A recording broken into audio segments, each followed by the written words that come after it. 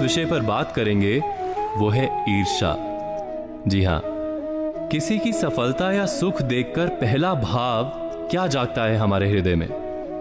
किसी पुरुष को सुंदर पत्नी या किसी स्त्री को सुंदर पति प्राप्त होते हैं, बड़ा वाहन या कोई सम्मान प्राप्त होता है, तब हम अवश्य आनंद तो प्रकट करते हैं। किंतु क्या हृदय नहीं कहता, ये सुख या सफलता अथवा ये वस्तु दूसरे को नहीं मिलती तो हमें सुख होता। उस सुख या सफलता पाने के लिए हमने कभी प्रयत्न भी नहीं किया। उस वस्तु की इच्छा तो दूर, हमने उस वस्तु का स्वप्न भी नहीं देखा, फिर भी मन ईर्ष्या से भर जाता है। हम दूसरों का दुख देखकर आनंदित होते हैं और दूसरों का सुख देखकर दुखी हो जाते हैं। हम अपना सुख भोगना छोड़ ईर्ष्या के कारण व्यर्थ ही दुख माथे पर उठा लेते हैं। तो ये ईर्ष्या क्या है जो बिना कारण हमारे सुख का भोजन कर जाती है? इतना तो हम जान गए कि ईर्ष्या हृदय का गुप्त भाव है। हम लाख समझते हो कि ईर्ष्या उचित नहीं, फिर भी ईर्ष्या जाग जाती है। उसको अंकुश में रखना भी असंभव सा है, क्योंकि निरंतर हृदय में रहती नहीं। ईर्ष्या से छूटने का केवल एक मार्ग है कि ईर्ष्या की जड़ से हम परिचित हो जाएं। इस रोग के लिए समझदारी से उत्तम कोई औषधि नहीं। तो ईर्ष्या क्या है, कहां से जन्म लेती है? क्या आपने कभी इस पर विचार किया है?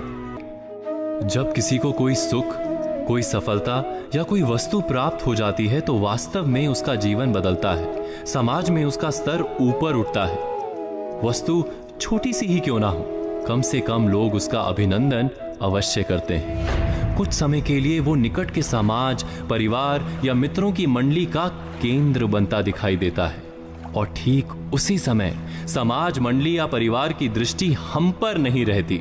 दुख का कारण यही है कि हमारा महत्व हमें कम होता दिखाई देता है।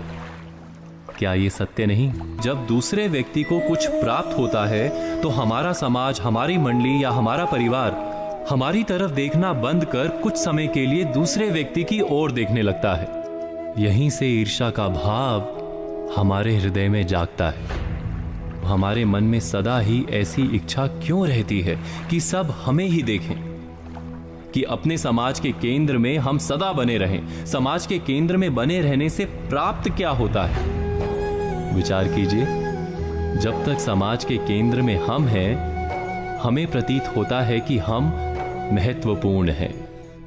हमारा जीवन व्यर्थ नहीं, निकट के लोगों के लिए सार्थक हैं हम। वास्तव में हमारी सार्थकता, हमारा महत्व हम सदा ही दूसरों की दृष्टि से नापते हैं, किंतु समाज की दृष्टि में तो परिवर्तन होना ही है। समाज हमारी ओर देखे वो समाज का उपकार है, हमारा अधिकार नहीं।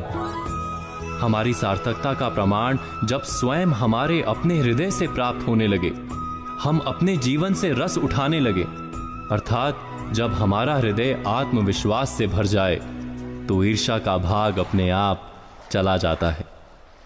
ईर्ष्या वास्तव में कुछ भी नहीं, बस हृदय में आत्मविश्वास के ना होने का प्रमाण